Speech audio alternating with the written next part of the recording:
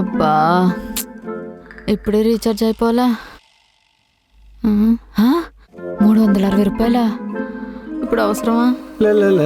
బావగారు, అది నా మొబైల్లో రీఛార్జ్ అయిపోయింది. మీ మొబైల్ కొంచెం ఇస్తారా? మా అమ్మతో మాట్లాడాలి. ఓ అంతేనా, తీసుకో.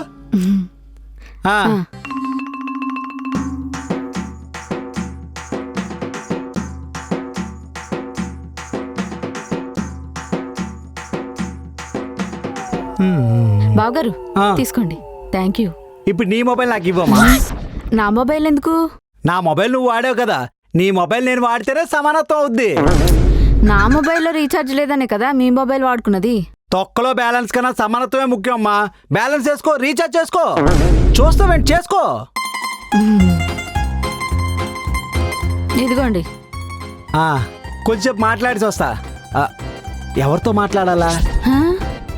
ఎవరికో చేద్దాం, అప్పుడే సమానత్వం అవుద్ది. 360 బొక్క. అయ్యో.